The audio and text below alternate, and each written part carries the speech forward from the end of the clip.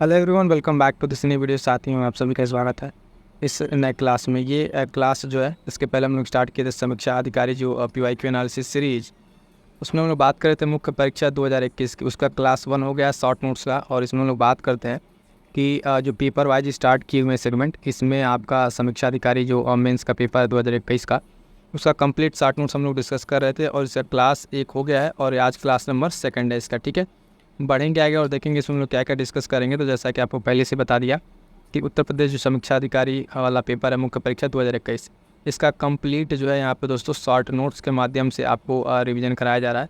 तो काफ़ी इंपॉर्टेंट रहेगा और उससे जो भी पॉइंट्स बन सकते हैं वो सारे के सारे पॉइंट्स आपको यहाँ पे डिस्कस किए जाते हैं। ठीक है, आप जो लोग PDF के लिए कह रहे हैं बार बार से, मैं बता दूं कि PDF के लिए आप लोग क्या कीजिए, टेलीग्राम ज्वाइन जरूर कर लीजिएगा।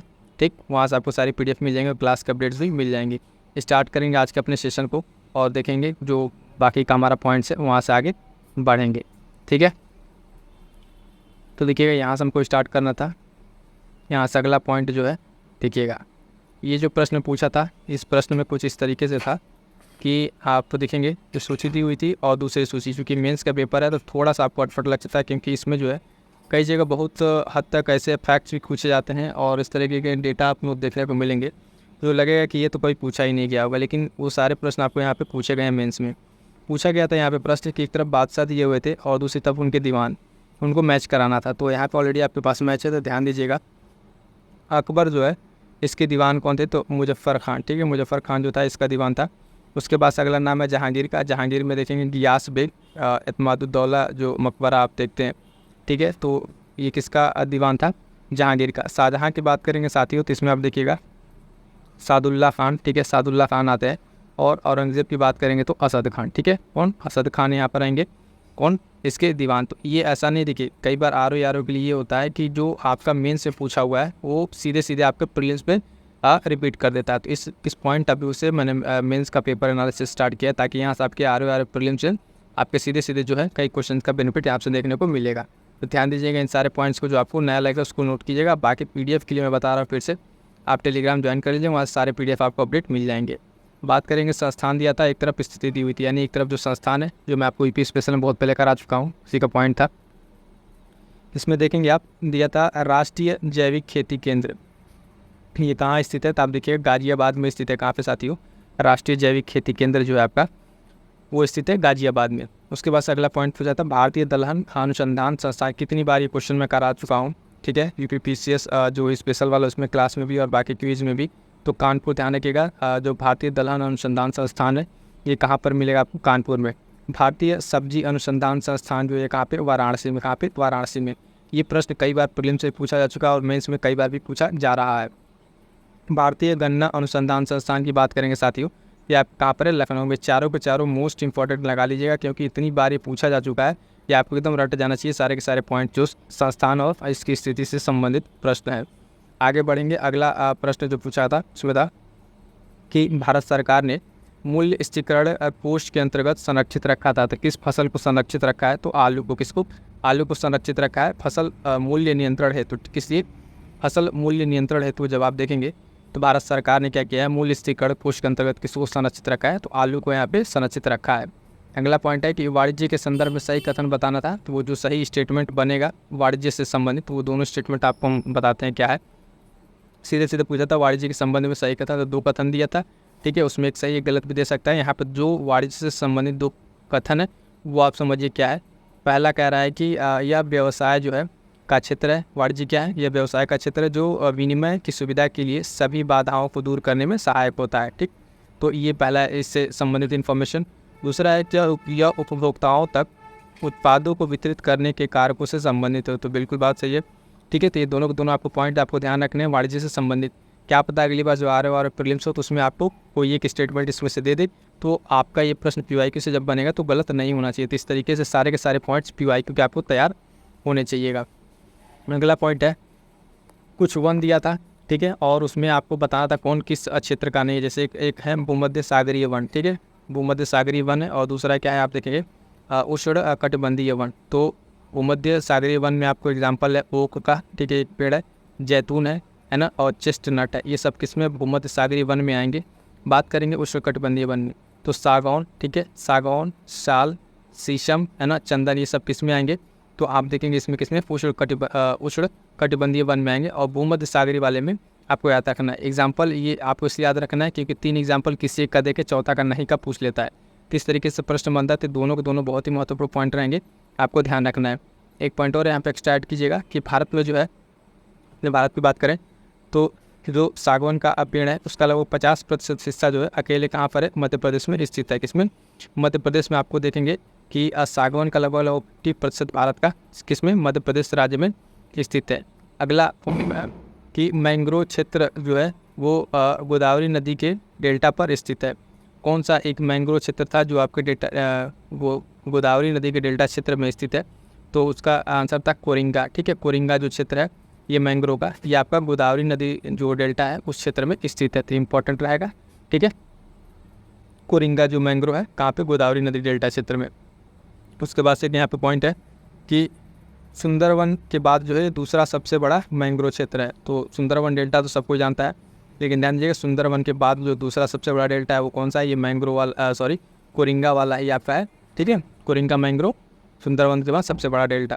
अगला पॉइंट है जो इंपॉर्टेंट रहेगा, देखिएगा, ग्वादर पोर्ट के बारे में पूछा था। ठीक है, ग्वादर पोर्ट जो बंदरगाह है वो कहाँ स्थित है? तो पाकिस्तान में तो स्थित है, सबको जानता है, लेकिन उसके अंदर पॉइंट पूछा था ऑप्शन देके कि किस प्रांत में? तो बलूचिस्तान प्रांत है, पाकिस्तान के जो है बलूचिस्तान प्रांत में स्थित है ये ग्वादर पोर्ट, और उसके साथ साथ अरब सागर तट से ये लगता है। ठीक है, तो ये सारे पॉइंट्स तो ग्वादर पॉइंट से संबंधित, जितना आपको ये पाकिस्तान पता ही होगा, लेकिन पाकिस्तान के बलूचिस्तान प्रांत में ये स्थित है, ये पॉइंट आपको ध्यान में रखना है, और अरब सागर तट से ये संबंधित है। क्लियर है यहाँ तक? आगे बढ़ेंगे, देखेंगे नेक्स्ट पॉइंट। नेक्स्ट पॉइंट एक चीज़ बता दें साथियों कि आर के लिए, ठीक है, कई साथी वो के कमेंट थे आर, ठीक है, इसके स्पेशल जो है प्रैक्टिस बैच स्टार्ट हो गया टेलीग्राम पे। आप टेलीग्राम से जुड़ के वहाँ से आप जो भी जानकारी वो प्राप्त कर लीजिएगा, क्योंकि इसमें कंप्लीट आर के लिए आपको प्रैक्टिस मिलेगी, हिंदी से लेके करंट अफेयर, जीएस सबकी प्रैक्टिस, पीवाईक्यू प्रैक्टिस और टेस्ट सीरीज़। तो ये बैच बहुत ही महत्वपूर्ण है, इसको ज्वाइन कीजिए और अपनी जो है एग्ज़ाम ओरिएंटेड तैयारी को और बेहतर कीजिए। ठीक, बढ़ेंगे आगे अपने अगले पॉइंट्स की तरफ। तो देखिएगा पॉइंट्स है कि रामसर आर्द्र भूमि जो स्थल है, ठीक है, यहाँ पे एक कहाँ पर ये स्थित है, इसमें पॉइंट पूछा था। तो पॉइंट का नाम देखिएगा कि पॉइंट कैलीमेरे वन्य जीव और पक्षी अभ्यारण्य। ठीक है, ये एक रामसर भूमि स्थल है, इसका नाम थोड़ा सा आपको ध्यान रखना होगा। पॉइंट कैलीमेरे वन्य जीव और पक्षी अभ्यारण्य ये स्थित है कहाँ पर? तो आप देखेंगे ये स्थित है आपके तमिलनाडु में। तमिलनाडु में कहाँ पे? नागपट्टिनम जो जिला है, नागपट्टिनम जिला तमिलनाडु का, वहाँ पर आप देखेंगे ये स्थित है। तो सीधे सीधे पॉइंट अगर वन लाइनर में पूछेगा तो ध्यान रखिएगा, पॉइंट कैलीमेरे कहाँ स्थित है वन्य जीव अभ्यारण्य? तो कहाँ पे? तमिलनाडु में आपका स्थित है। ठीक है, और ये किस लिए फेमस है? तो आप देखेंगे कि ये लुप्त प्राय और स्थानिक जो प्रजाति है ब्लैक वक मृग, ठीक है, ब्लैक वक मृग के संरक्षण के लिए ये जाना जाता है। और यहाँ पर जो है आप देखेंगे 1967 में इसको बनाया गया था। कब? 1967 में बनाया गया था। और इसकी स्थिति की अगर बात करें तो पूर्व में बंगाल की खाड़ी है इसके, ठीक, और दक्षिण में बात करेंगे तो पाक जलडमरू मंडल के मध्य ये घिरा हुआ है। तो ये बहुत ही महत्वपूर्ण एक रामसर स्थल है। इसका पूरे सारे स्टैटिक्स पॉइंट्स आपको एक जगह दे दी है। इन सारे पॉइंट्स को आपको क्या रखना है? ध्यान रखिएगा। ठीक है, आप इन सारे पॉइंट्स को क्या करिएगा? ध्यान रखिएगा। ठीक, इसमें इसकी स्थिति में पूछी जा सकती है, और ये सबसे ज़्यादा इंपॉर्टेंट रहेगा। जिस प्रजाति के लिए फेमस है तो ब्लैक वक मृग के लिए ये, उसके संरक्षण के लिए ये फेमस है। ठीक, आगे बढ़िएगा, देखिए कुछ अन्य है, कुछ अन्य आपके आर्द्र भूमि जैसे होकेरा, ये सब ऑप्शन में दिया था आपको, तो ऑप्शन वाला भी क्लियर करते चलते हैं। इसलिए पीवाईक्यू एनालिसिस आपके लिए महत्वपूर्ण है। सिर्फ जो उसका आंसर है वो नहीं, उसके साथ साथ जो अन्य ऑप्शन से पॉइंट्स बन सकते हैं, सारे पॉइंट्स आपके यहाँ पर डिस्कस करा जाता है। तो ये सेशन इसलिए आपके लिए बहुत महत्वपूर्ण रहता है, कंप्लीट करके इसको देखिएगा।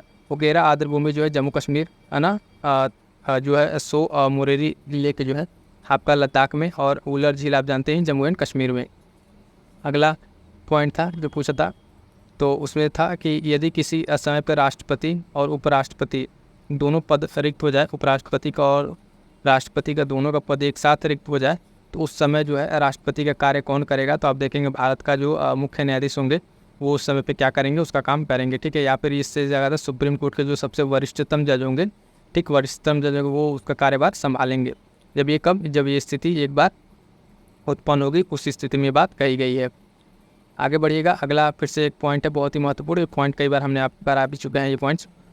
कालानुक्रम जो इसका क्रम है उसके अनुसार व्यवस्थित करना है, यानी कि जिस ईयर में इस्टेब्लिश हुआ है वही आपका पर्यावरण संरक्षण से संबंधित 4 अधिनियम, जो अधिनियम आपके बहुत से महत्वपूर्ण हैं। तो वन्य जीव संरक्षण अधिनियम है ना 1972, वन्य जीव संरक्षण अधिनियम 1972, प्रोजेक्ट टाइगर की बात करेंगे तो 1973 और प्रोजेक्ट हाथी 1992, जैव विविधता अधिनियम आप बात करेंगे 2002। तो चारों अधिनियम बहुत ही महत्वपूर्ण है। और इसके साथ साथ मैं बताऊं कि बूस्टर सीरीज में बहुत सारे इस तरह के सारे पॉइंट्स आपको कवर करा चुका है। जो साथी नए हैं अब तक वो क्लास नहीं किया बूस्टर सीरीज का, तो क्लास जरूर कीजिएगा, प्लेलिस्ट बनी हुई है, वो क्लास आपके लिए बहुत महत्वपूर्ण है। सीधे सीधे आपके जीएस में वहाँ से आपको प्रश्न देखने को मिलेगा।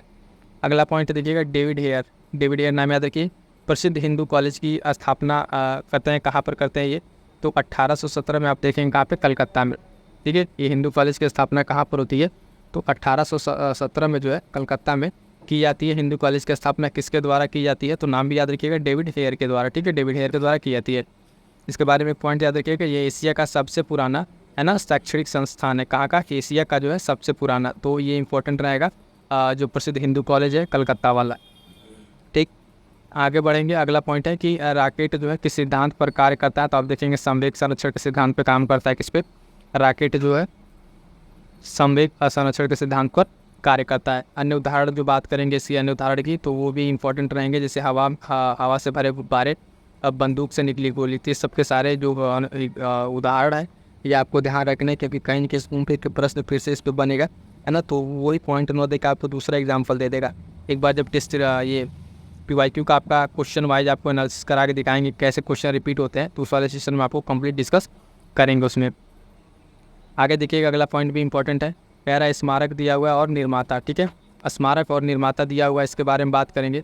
तो कह रहा है कि अटाला देवी मस्जिद की बात करेगा, इसको बनाया है तो इब्राहिम शाह सर्की के द्वारा इसको बनवाया गया। दूसरा है छोटा सोना मस्जिद वली मोहम्मद के द्वारा बनवाया गया। कदम रसूल नामक मस्जिद जो है नुसरत शाह के द्वारा बनवाया गया। और लास्ट वन जो आप देखेंगे अदीना मस्जिद है ना पंडुआ, ये कहाँ पे, सिकंदर शाह के द्वारा बनवाया गया। तो ये बहुत ही महत्वपूर्ण रहेगा, ध्यान दीजिएगा, क्योंकि सारे के सारे प्रश्न मेंस के हैं और आपके प्रीलिम्स बनेंगे। तो इसमें से कोई भी एक दो आपको दे के फिर अगला कोई दो मिला के मिक्सर के ऑप्शन बन सकता है। इसके लिए तैयार रहेगा। ये जो है मैच द फॉलोइंग करके प्रश्न आपका था, तो इसलिए ये महत्वपूर्ण रहेगा। अटाला देवी मस्जिद की बात करेंगे तो इब्राहिम शाह सर्की, छोटा सोना मस्जिद वली मोहम्मद, कदम रसूल जो है नुसरत शाह, और अदीना मस्जिद जो पंडुआ सिकंदर शाह। तो क्लियर रहेगा ये सारा का सारा पॉइंट्स। आगे बढ़ेंगे, देखेंगे नेक्स्ट पॉइंट। अगला पॉइंट क्या है, तो देखिएगा अगला पॉइंट है फिर वही घटना से संबंधित है। ठीक है, घटना दिया हुआ है और उसका कालक्रम को जो आपको व्यवस्थित करना था। तो इसमें जब आपको फैक्ट का डेट तैयार रहेगा तभी जाके ये पॉइंट आपको क्लियर हो पाएंगे। क्लियर है, तो जब आपका ये फैक्ट क्लियर रहेगा तभी जाके आपका ये हो पाएगा। आगे बढ़ेंगे, देखेंगे। तो पहला पॉइंट कह रहा है घटनाओं का कालानुक्रम बताना है। पहला घटना जो दिया है इसमें जो ईयर के हिसाब से होगा, मालवा पर मुगल आक्रमण कब होता है, तो 1561 में। कब, 1561 में जो है मालवा पर मुगल का आक्रमण होता है। और अम्बेर की जो राजकुमारी है उससे अकबर का विवाह कब होता है, तो 1562 ईस्वी में। कब, 1562 ईस्वी में होता है, ये भी ध्यान रखिएगा। उड़ीसा पर जो है कर रानी की विजय आप देखेंगे 1567-68 के बीच में ये होता है। और तुकारोई का युद्ध जो है 1575। कब, 1575। तो ये जो एक इसका क्रम है आपका देखेंगे अपर टू लोअर है ना, ये क्रोनोलॉजिकल क्रम 61, 62 है ना, 67 और 75। तो ये क्रम था इन चारों घटनाओं का, ये महत्वपूर्ण रहेगा आपके लिए, ध्यान रखिएगा। अगला पॉइंट है, कह रहा है कि एस्पिरेशनल डिस्ट्रिक्ट प्रोग्राम्स, ठीक है, ADP जो आकांक्षी जिला प्रोग्राम है शुरू किया गया था। तो ये कब शुरू किया गया था और किसके द्वारा शुरू किया गया था, बहुत ही महत्वपूर्ण है, आज भी इस पर चर्चा का विषय बना रहता है। तो शुरू किया गया था आपको देखेंगे नीति आयोग के द्वारा, और जनवरी 2018 में इसको शुरू किया गया था। एस्पिरेशनल डिस्ट्रिक्ट प्रोग्राम यानी आकांक्षी जिला कार्यक्रम या प्रोग्राम कह लीजिए, शुरू किया गया था आपका 2018 में जनवरी, और किसके द्वारा, तो नीति आयोग के द्वारा इसको शुरू किया गया था। दोनों पॉइंट ध्यान रखिएगा। आपके जो मेंस के पेपर में सिर्फ आपसे डेट पूछा गया था, बट आपको यहाँ पॉइंट बताते किसके द्वारा स्टार्ट किया गया। ये सब सारे पॉइंट जो स्टैटिक के बनेंगे आपको ध्यान में रखना है।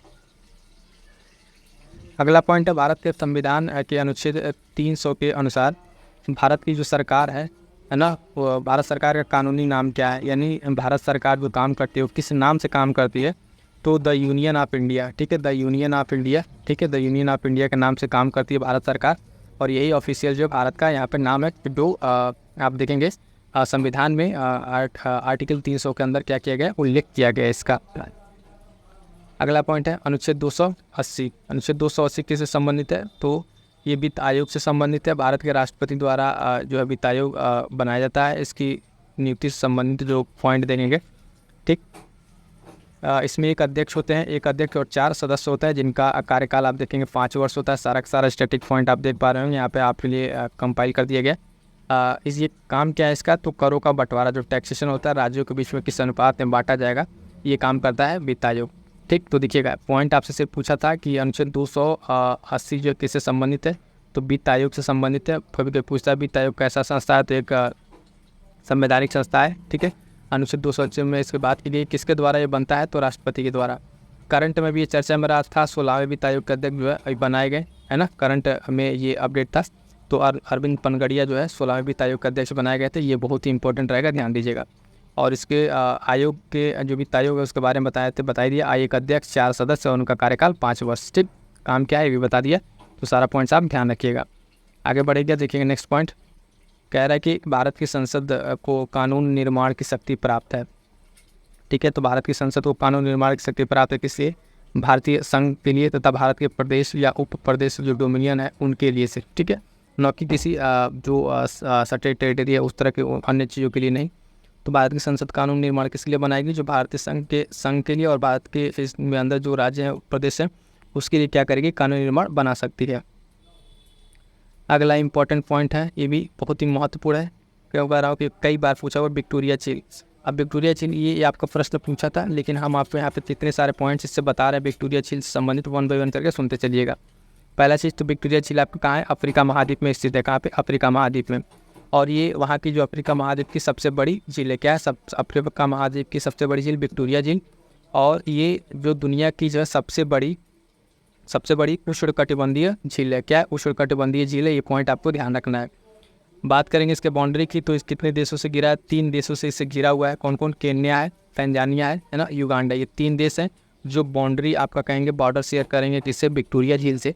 तो तीनों आपके बहुत ही महत्वपूर्ण पॉइंट होंगे, ठीक। विक्टोरिया झील से ये 4 पॉइंट अभी देखेंगे, 3, 4, 5 पॉइंट। पहला चीज़ विक्टोरिया झील कहाँ स्थित, अफ्रीका महाद्वीप में, ठीक। उसके साथ साथ दूसरा पॉइंट, ये जो है अफ्रीका महाद्वीप की सबसे बड़ी झील है और सबसे बड़ी उष्णकटिबंधीय झील भी है। कहाँ कहाँ है इसकी बाउंड्री, तो तीनों बता दिया, ठीक है। Kenya, Tanzania, Uganda. उसके बाद से है अफ्रीकी भ्रंश घाटी में स्थित है। तो सीधा से पूछेगा कि अफ्रीका के भ्रंश घाटी में स्थित झील कौन सी है, तो आपकी विक्टोरिया झील है। विक्टोरिया झील है जो साथियों आप देखेंगे कहाँ पे, भ्रंश घाटी में स्थित है। उसके बाद से नील नदी जो है इसी नदी से निकलती है, मतलब इसी झील से होकर निकलती है। कौन सी, नील नदी। तो नील नदी का उद्गम स्थल भी आपका विक्टोरिया झील है। उसके बाद से एक पॉइंट और इसमें इंपॉर्टेंट, जब विश्व के मीठे पानी के स्तर पर अगर देखा जाए तो दूसरी सबसे बड़ी झील है विश्व की। पूरे विश्व में अगर बात करें तो मीठे पानी की उस हिसाब से देखें तो ये दूसरी सबसे बड़ी झील है। और पहली झील कौन है, तो सुपीरियर झील है। ये पॉइंट भी थे यहाँ पे साथियों। देखिएगा एक प्रश्न पूछा था और इससे संबंधित इतने सारे जो आपके स्टैटिक्स पॉइंट्स हैं ये आपको सारे के सारे यहाँ पे बता दिए गए। हम बहुत ही महत्वपूर्ण रहेंगे आपके एग्जाम्स के लिए। यहाँ से कहीं से भी आपको एक पॉइंट उठा के आपके लिए प्रश्न बना देगा। स्टेटमेंट वाला बनेगा तब भी हो जाएगा, बाकी वैसे पूछेगा तब भी आपका प्रश्न अब बन जाएगा। अगला पॉइंट है जो बायोटिक्स अधिकांशता होते हैं वो कहाँ से प्राप्त किए जाते हैं, जो एंटीबायोटिक्स होते हैं। तो ध्यान दीजिएगा जो एंटीबायोटिक्स होते हैं वो प्राप्त किए जाते हैं आपके किससे, बैक्टीरिया से, यानी जीवाणुओं से प्राप्त किए जाते हैं। जैसे एग्जाम्पल के तौर पर अगर हम बात करें कुछ इस तरह के बैक्टीरिया की एंटीबायोटिक्स थी, तो स्ट्रेप्टोमाइसिन, ठीक है, स्ट्रेप्टोमाइसिन, टेट्रासाइक्लिन, है ना, एरिथ्रोमाइसिन, उसके साथ साथ पेनिसिलिन से संबंधित एक और पॉइंट, किसका खोज किसने की थी, पेनिसिलिन, तो अलेक्जेंडर फ्लेमिंग ने खोज की थी। तो ये पॉइंट भी याद रखिएगा। तो आप देख पा रहे होंगे ये एक प्रश्न आपका सीधा सब सिर्फ यहाँ पूछा था, एंटीबायोटिक्स किससे प्राप्त किए जाते हैं, तो आंसर आपका होता है जीवाणुओं से। जब आपका हम MCQ कराते तो इस तरीके से हो जाता ऑप्शन से। लेकिन अब यहाँ पे क्या है आपके लिए, जो अन्य जैसे इसके अन्य उदाहरण आपको 4 उदाहरण मिले, फिर उसमें से एक की खोज किसने की, तो सारे स्टैटिक पॉइंट जब आपके इनरिच होंगे इस तरीके से, तब जाके आपका कहीं जो आपके पढ़ाई के लेवल है और उसमें जो आपकी तैयारी है वो और बूस्टअप होगी। ठीक है, सिर्फ आप आंसर और क्वेश्चन आंसर करने से जो है बहुत हद तक चीज़ें आपको तैयार नहीं होंगी। अगला पॉइंट देखेंगे, प्रश्न पूछा था व्यापार से संबंधित था, व्यापार से आशय क्या है, तो व्यापार से आशय यही है कि ये पहला स्टेटमेंट कि वस्तुओं के क्रय विक्रय से होता है। व्यापार का मतलब क्या है, तो वस्तुओं के क्रय विक्रय से। और यह जो है व्यापार क्या करता है, मांग और आपूर्ति दोनों का प्रतिनिधित्व करता है। क्या करता है, मांग और आपूर्ति, यानी डिमांड और सप्लाई दोनों की जो आपूर्ति कौन करता है, व्यापार आपका करता है। ठीक है, तो क्रय विक्रय से संबंधित हो गया और ये इससे संबंधित हो गया। अगला पॉइंट देखिएगा, अगला पॉइंट है ये भी सुमेलित करने के लिए दिया हुआ था। मैच द फॉलोइंग, आप देखेंगे आर जो मेंस का पेपर है उसमें मैक्सिमम प्रश्न जो है वो कुछ अधिकतम प्रश्न कह ले तो आपका जो है मैच करने वाला देता है, क्या कहता है, मिलान करने वाला। तो वहाँ पे इस तरह के प्रश्न आपको बहुत सारे पॉइंट्स बनेंगे, वहीं से निकाल के प्रीलिम्स के लिए पॉइंट बनते हैं। तो सही से मेरी तो मक्का की बात करेंगे तो ये नर मंजरी निकालना, मक्के से क्या है नर मंजरी निकालना। मूंगफली की बात करेंगे तो खोटी बनना, ठीक है, क्या है खोटी बनना इससे संबंधित है। तंबाकू की बात करेंगे तो शीर्ष कर्तन, और इसमें जो नहीं दिया था, ठीक है, इस तरीके से इसमें एक पॉइंट था काबुली चने। तो काबुली चने के बारे में अगर बात करें तो इससे जो है किले नहीं निकलते हैं, क्या होता है, किले नहीं निकलते हैं किससे, काबुली चने में। तो किले निकालने वाले फसल कौन से हैं तो वो भी ध्यान रखिएगा। तो किले निकालने वाले फसल आपके गेहूँ, धान, जौ, मक्का आदि ये सब क्या है, किले निकालने वाले फसल है। सीधे सीधे आपका जो प्रश्न था उस प्रश्न से संबंधित जो सारे पॉइंट्स आपको बता दिया, ठीक है। तो काबुली चने में आप क्या ध्यान रखें, किले नहीं निकलते हैं, और किले किस फसल से निकलते हैं तो गेहूँ वगैरह, ये सब सारे एग्जाम्पल आपको ध्यान में रखने हैं। आगे बढ़िएगा, देखेंगे अगला पॉइंट। अगला पॉइंट जो है ये था कि स्वतंत्रता पूर्व जो है भारत के राष्ट्रवादी कवि, ध्यान दीजिएगा राष्ट्र कवि की बात नहीं हो रही, कौन, राष्ट्र कवि की बात नहीं हो रही, राष्ट्रवादी कवि, ठीक है। तो इससे दोनों में अंतर है। राष्ट्रवादी कवि स्वतंत्रता से पूर्व कौन कौन लोग थे तो यहाँ पे देखेंगे जो नाम दिया था उसमें रंगलाल, ठीक है, नवीन चंद्र सेन, उसके बाद से हेमचंद्र बनर्जी, ठीक। तो चौथा ऑप्शन कौन नहीं था उसमें, तो जो उसमें उस नहीं थे उनका नाम था शिव कुमार बटावली, ठीक है, शिव कुमार बटावली नाम था इनका। ये कैसे थे तो ये आप देखेंगे ये रोमांटिक कवि थे, क्या थे, रोमांटिक कवि थे ये, है ना। और इनकी प्रमुख रचनाओं को ध्यान रखिएगा क्योंकि इनका नाम पूछा जा चुका है, तो मैं भी अगली बार इस इनकी रचनाओं को पूछ लिया जाए। तो उसमें रचना है इनकी आरती, ठीक है, लाजवंती, ठीक है, आरती, लाजवंती, लूना, अलविदा, ठीक है। ये सब क्या है इनकी प्रमुख रचनाएं हैं किनकी, ये शिव कुमार बटावली की, ठीक है। और ये क्या है, एक रोमांटिक कवि है। तो ये सारे नाम आपको क्या रखना है, ध्यान रखना है, ठीक है। बाकी जो ये 3 कवि के नाम है ये भी आपको याद रखना है, कौन कौन इसमें नाम मेंशन है, रंगलाल, हेमचंद बनर्जी, ठीक है, ये राष्ट्रवादी कवि थे स्वतंत्रता से पूर्व। अगला पॉइंट है बहुत महत्वपूर्ण पॉइंट है भी है, अलास्का का नाम आपने कितनी बार सुना होगा, ये ध्यान रखिएगा अलास्का। इसके बारे में क्या पॉइंट था, तो एक पॉइंट था कि यह यूएसए का जो है तेल उत्पादक राज्य है, क्या है, यूएसए का जो है तेल उत्पादक राज्य है, ठीक, किसका, यूएसए का, अलास्का। लेकिन इससे पहले एक पॉइंट इसमें क्या है कि ये जो 1867 में जो है रूस से ख़रीदा गया था, इसके पहले यानी अलास्का जो किसका था, आपका रूस का था। तो इसको 1867 में रूस से इसको अमेरिका ने ख़रीद लिया और ये इसका तेल उत्पादक राज्य है। और उसके साथ साथ और क्या यहाँ के लिए इम्पोर्टेंट है तो मछली और प्राकृतिक गैस, ठीक है, मछली और प्राकृतिक गैस, ये 2 पॉइंट ऐसे हैं जो आपके अलास्का वाले रीजन में पाए जाते हैं। तो इसके लिए ये सारे पॉइंट्स आपको ध्यान में रखने हैं अलास्का से संबंधित।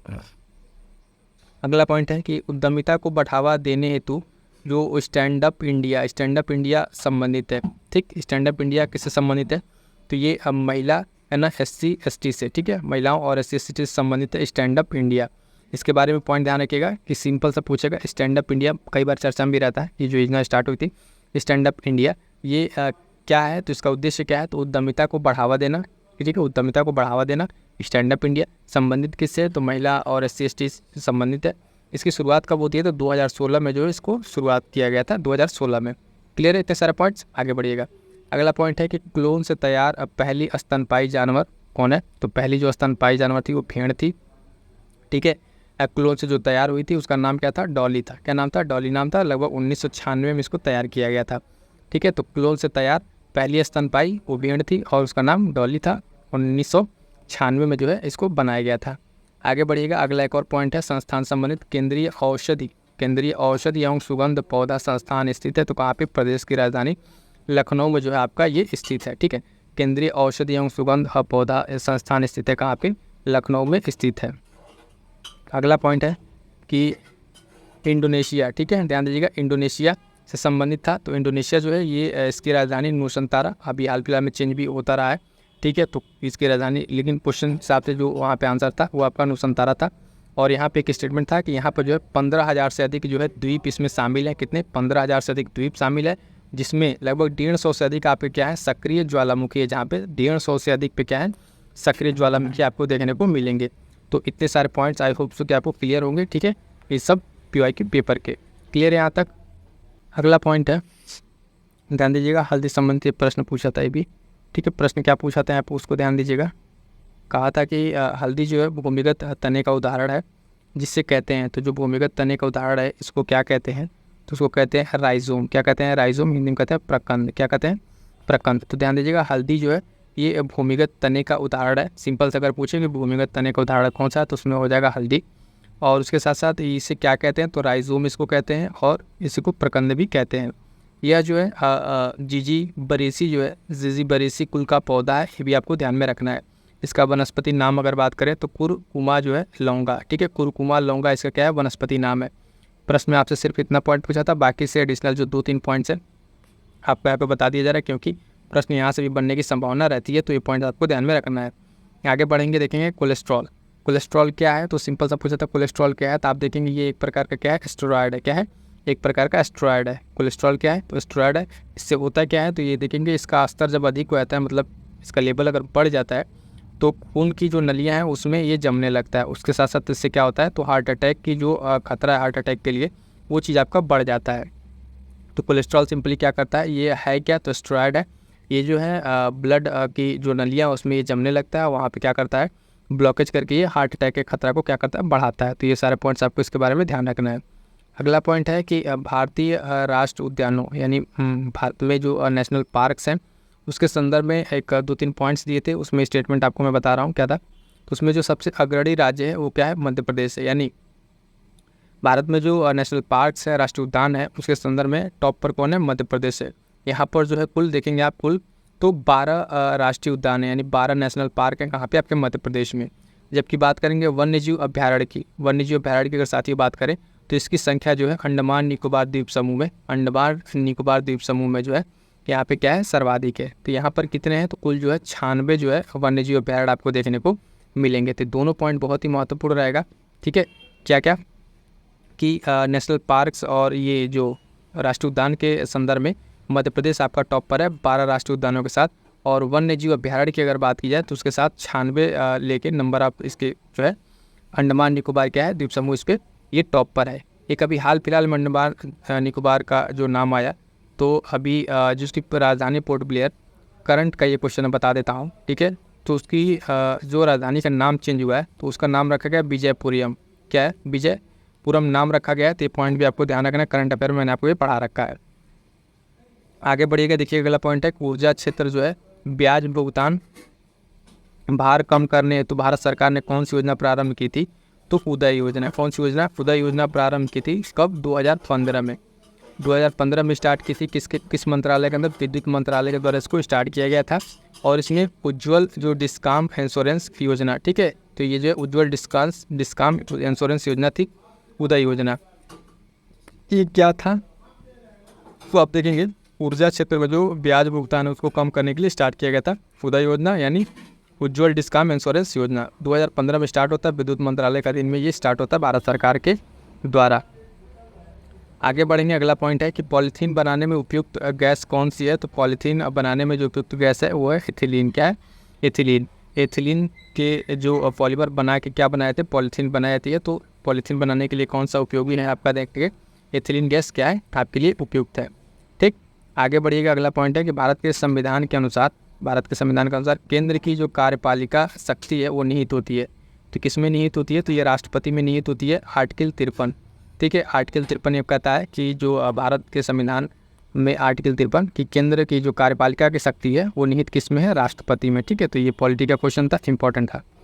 आगे बढ़िएगा, देखिए अगला पॉइंट, संविधान में भाग 5 के अनुच्छेद 52 से 78 तक जो है 52 से 78 तक संघ की कार्यपालिका का वर्णन है। ये पॉइंट भी आपको स्टैटिक ध्यान रखिएगा, ठीक। किसमें वर्णन है, भाग 5 में। किसमें, भाग 5 में, जो संविधान का भाग 5 है उसमें जो है संघ की कार्यपालिका के बारे में बात की गई। अनुच्छेद कितने, 52 से 78 तक, कितना, 52 से 78 तक इसके बारे में बताया गया है। तो ये सारे पॉइंट भी आपको ध्यान में रखने हैं। अगला पॉइंट था प्रश्न ग्रुप में जो मिलान करने वाले भी था, ध्यान दीजिएगा। एक तरफ ऑफिस का पद दिया हुआ है और दूसरी तरफ न्यूनतम आयु, तो 2, 3, 4 देख आपको यहाँ मिलाने के लिए कहा था। पहला क्या रहा था इसमें, पंचायत सदस्य बनने के लिए आपकी न्यूनतम आयु कितनी होनी चाहिए, तो 21 वर्ष। राज्य विधानसभा सदस्य के लिए 25 वर्ष। राज्य विधान परिषद की अगर बात करें तो 30 वर्ष। ध्यान दीजिएगा, राज्य विधान दोनों है, ठीक है। राज्य विधान एक विधानसभा है और एक विधान परिषद है। तो विधानसभा के लिए आपकी 25 वर्ष और विधान परिषद के लिए 30 वर्ष। साथ साथ पूछा था भारत के राष्ट्रपति के लिए तो 35 वर्ष। ये सब न्यूनतम आयु है, आपको ध्यान रखना है, ठीक है। अलग अलग पद के लिए जो ऑफिशियल पद है इसके लिए आपके कितने न्यूनतम आयु होनी चाहिए, ये आपको यहाँ पे ध्यान रखना होगा, ठीक। आगे बढ़ेंगे, देखेंगे नेक्स्ट प्रश्न। नेक्स्ट पॉइंट में बात किया था गैलापागोस द्वीप समूह के बारे में। किसके? गैलापागोस द्वीप समूह के बारे में बात किया था इसमें। तो इसमें क्या क्या पॉइंट था गैलापागोस द्वीप के बारे में? तो ये जो सबसे पहले जानिए कि ये स्थित कहाँ है, तो प्रशांत महासागर में भूमध्य रेखा के आसपास ये स्थित है, ठीक है। प्रशांत महासागर में स्थित है। इसकी उत्पत्ति जो है वो ज्वालामुखी गतिविधि के कारण होती है, ठीक है, ज्वालामुखी गतिविधि के कारण। और ये जो इक्वाडोर का हिस्सा है, किस देश का हिस्सा है, तो इक्वाडोर का हिस्सा है। ये सारे पॉइंट्स आपको ध्यान में रखने हैं। आगे कुछ और पॉइंट्स इसमें है। तो इस जो गैलापागोस द्वीप समूह है, जैसे कि 1978 में जो है इस द्वीप समूह को जो है यूनेस्को द्वारा विश्व धरोहर स्थल घोषित कर दिया गया था, इसलिए इंपॉर्टेंट रहेगा। 1978 में जो है इसको क्या कर दिया गया था, विश्व धरोहर स्थल घोषित किया गया था। किसके द्वारा? तो आप देखेंगे यूनेस्को के द्वारा। उसके साथ साथ यहाँ जो वन्य जीव अभ्यारण्य है, ठीक है, तथा गैलापागोस नेशनल पार्क स्थित है। यानी यहाँ पे जो है वन्य जीव अभ्यारण्य भी बन गया और इसी नाम से गैलापागोस नेशनल पार्क भी यहाँ पर स्थित है। तो ये सारे पॉइंट्स आपको ध्यान में रखने। और क्या क्या यहाँ पर है, तो यहाँ पर देखेंगे माटा, रे और शार्क, ये 3 प्रजातियाँ हैं, ठीक है, जलीय प्रजातियाँ हैं जो यहाँ पर पाई जाती हैं। तो कौन कौन सी जलीय प्रजातियाँ पाई जाती हैं, तो आप ध्यान दीजिएगा, मांटा, रे और शार्क, ये सब क्या है, जलीय प्रजातियाँ पाई जाती है। तो इतना सारा पॉइंट्स अगर आप देखें तो एक जैसे आपका प्रश्न था गैलापागोस द्वीप पे स्टेटमेंट वाला प्रश्न था, और इससे संबंधित जो भी पॉइंट्स बच सकते हैं सारे के सारे पॉइंट्स आपको यहाँ पर क्या कर दिए, क्लियर कर दिए गए। अब जब फिर से एग्जाम होता है तो उसमें जो है अगर गैलापागोस द्वीप समूह से कोई पॉइंट पूछेगा तो इन्हीं सब में से आपसे कोई एक पॉइंट पूछेगा, स्टेटमेंट बना के पूछे, फैक्ट बना के पूछे, अब आपको ये पॉइंट्स गलत नहीं होंगे। आगे बढ़ेंगे, देखेंगे अगला पॉइंट। अगला पॉइंट जो पूछा था वो जो है नटराज से जो नृत्य भगवान की मूर्ति है, ठीक है, नटराज नृत्य वाली, उससे संबंधित था। तो इस मूर्ति के बारे में पहला चीज़ क्या ध्यान रखेंगे कि चोलकालीन मूर्ति है, ठीक है, कब की, चोलकालीन मूर्ति है ये। और नृत्य करते हुए जो है, नृत्य करते हुए 4 हाथ है इसमें, किनके, तो ये भगवान शिव को इसमें दिखाया गया है, ठीक है, शिव को दिखाया गया और उनका प्रतिनिधित्व करते हैं, ठीक। जो इसमें इंपॉर्टेंट क्या है कि दाएं कान में जो है इनका पुरुष का कुंडल है और बाएं कान में जो है, बाएं में एक महिला का। तो ये थोड़ा सा यहाँ पे एक अलग चीज़ है, ध्यान रखिएगा। नटराज जो नृत्य वाली मूर्ति है चोलकालीन है और नृत्य करते हुए 4 हाथों की भगवान शिव की प्रतिमा है। और इसमें जो है इनमें क्या स्पेसिफिक फीचर है, तो दाएँ कान में जो है पुरुष का कुंडल है, बहुत सारे लोगों का भी नहीं पता होगा, ठीक। तो जो उसमें जो नटराज की मूर्ति है उसमें दाएं कान में पुरुष का कुंडल है और बाएं में एक महिला का, ठीक। तो ये क्या प्रतीक है, तो ये आप देखेंगे ये अर्धनारीश्वर के रूप में भी इसको जाना जाता है, ठीक, अर्धनारीश्वर के रूप में भी इस मूर्ति को जाना जाता है, ठीक है। ऐसा हम नहीं कह रहे, ऐसा जो वहाँ पे बताया गया उससे आपको ये चीज़ बताई जा रही है, ठीक है। तो ये सब सारे पॉइंट्स क्या है, नटराज नृत्य मूर्ति के बारे में ध्यान रखिएगा। अगला पॉइंट है जो पूछा था कि उत्तर प्रदेश कृषि अनुसंधान परिषद स्थित है, तो कहाँ पे, लखनऊ में। कहाँ पे, लखनऊ में। इसकी स्थापना कब होती है, तो 1989, ठीक है, ये डेट आप याद रखेंगे 1989, ठीक है। कुछ डेट आपको इस तरीके से भी याद रखना है जो आपसे पूछा जाएगा। अभी तक आप अगर देखे होंगे तो यूपी स्पेशल से हमें लग रहा है पूरे अगर इस पेपर में 7-8 प्रश्न तो यूपी स्पेशल के दिख गए होंगे, अलग अलग मिलान करने वाले या फिर अलग अलग तरीके से मिल गए होंगे। अगला पॉइंट है भारतीय गन्ना अनुसंधान संस्थान कहाँ है, तो 1952 में स्थापित हुए थे, कहाँ पे, लखनऊ में। ये पॉइंट पे भी गन्ना संस्थान वाला बताया था, अलग से भी ये पॉइंट पूछा हुआ था, ठीक है, एक जगह मिलान में और एक जगह ऐसे। तो भारतीय गन्ना अनुसंधान संस्थान कहाँ पे, आपके लखनऊ में 1952 में इसकी स्थापना होती है, ठीक है। आगे बढ़िएगा, अगला पॉइंट है राइन नदी से संबंधित है। किससे, राइन नदी से संबंधित है। तो राइन नदी के मुहाने पर क्या स्थित है, तो रॉटरडैम बंदरगाह, बहुत ही महत्वपूर्ण बंदरगाह है यूरोप का, ठीक है, इससे संबंधित प्रश्न बनते हैं। तो इसमें 2-3 पॉइंट आपको ध्यान रखना। पहली चीज़ तो कि रॉटरडैम बंदरगाह जो है कहाँ स्थित है, तो राइन नदी के मुहाने पर स्थित है। राइन नदी जो है, राइन नदी क्या करती है, तो आप देखेंगे ये पश्चिमी जर्मनी में, जर्मनी के पश्चिम वाले हिस्से में औद्योगिक जो गतिविधियाँ उसके लिए महत्वपूर्ण है, यानी वहाँ पे ये उस तरीके का मार्ग प्रोवाइड करती है। किसके लिए, पश्चिमी जर्मनी के लिए। आपके क्वेश्चन में जब पूछा था तो वहाँ पे उत्तर जर्मनी दे दिया था, ऑप्शन में क्या दिया था, उत्तर जर्मनी। तो वहाँ से आपका ये स्टेटमेंट गलत हो गया था, सही करके आपको बताया जा रहा है जर्मनी में, ठीक है, पश्चिमी जर्मनी, रॉटरडैम बंदरगाह, राइन नदी से फायदा किसको है, तो पश्चिमी जर्मनी को फायदा है औद्योगिक गतिविधियों के लिए। अगला पॉइंट कि भारत के प्रथम जलवायु परिवर्तन राष्ट्रीय कार्य योजना लागू किया गया। भारत में जो है प्रथम जलवायु परिवर्तन कब, 30 जून 2008 को, कब, 30 जून 2008 को ये लागू किया गया। प्रथम जलवायु परिवर्तन पर राष्ट्रीय कार्य योजना को लागू किया गया। फिर से आपका एक यूपी स्पेशल का प्रश्न, आखिरी प्रश्न इस पेपर का देखेंगे कि स्थान दिया हुआ था और यूपी के जिले दिए हुए थे। तो इसमें है देवा शरीफ, ठीक है, बटेश्वर, संकिस्सा और बिठूर। तो देखेंगे देवा शरीफ की बात करेंगे तो बाराबंकी है ना, बटेश्वर का जो मेला लगता है फेमस आगरा।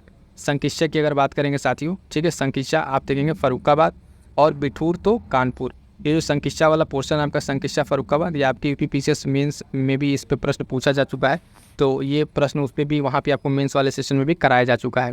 ठीक, तो ये भी आपका फिर से एक यूपी स्पेशल का प्रश्न था। इस तरीके से यूपी स्पेशल के लिए बता दें, कंप्लीट यूपी स्पेशल जो है आप लोग के लिए एक प्लेलिस्ट बनी हुई है, उसको जरूर कर लीजिएगा, खासकर जो लोग आर ओ देने जा रहे हैं।